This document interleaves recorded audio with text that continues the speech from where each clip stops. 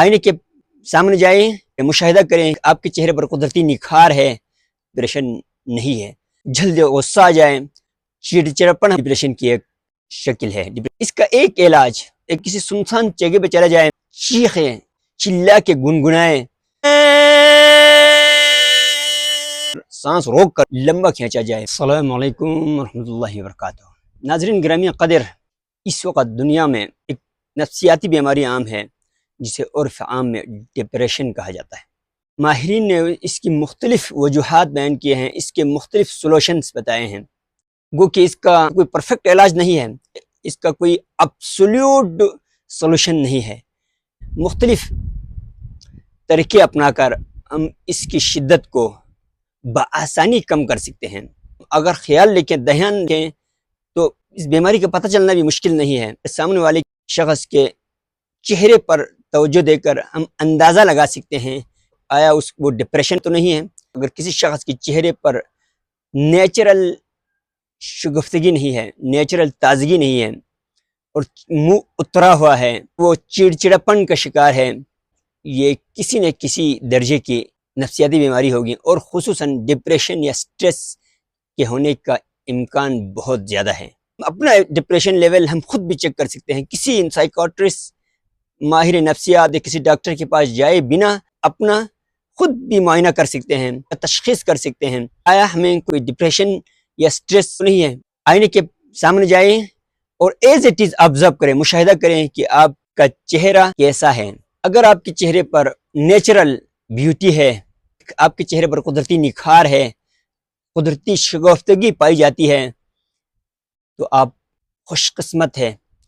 اب اس زمین میں خوش قسمت ہے کہ آپ کی ڈپریشن لیول لو ہے یا ڈپریشن نہیں ہے۔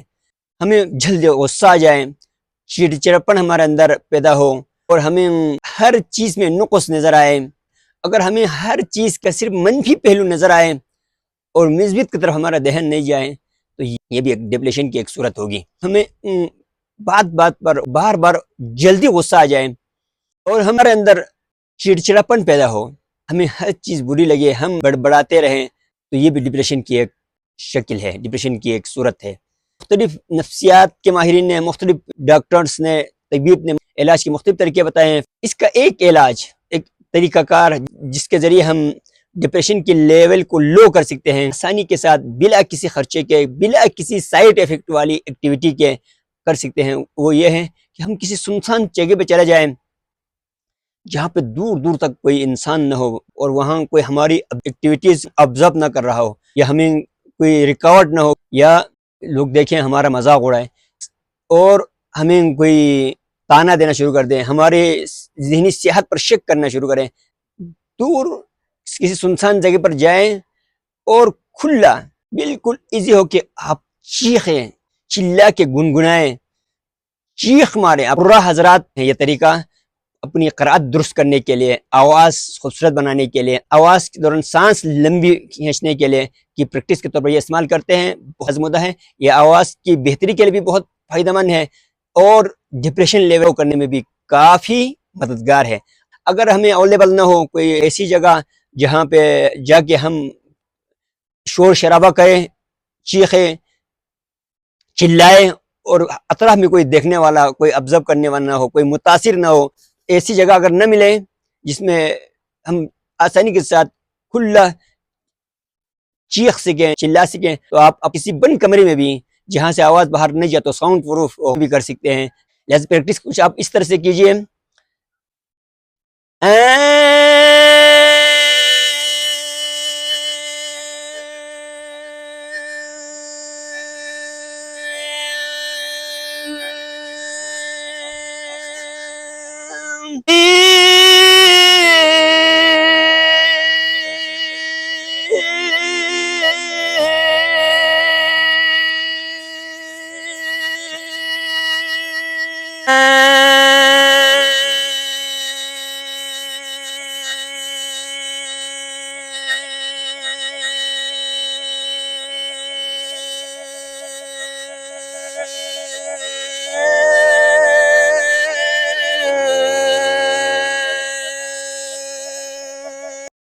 کوشش کرنا ہے جتنا ایک سانس میں لمبا کھینچ سکتے ہیں آپ کھینچیں، جتنا لمبا ہو سکے ایک سانس کے اندر سانس روک کر جو ہے لمبا کھینچا جائے۔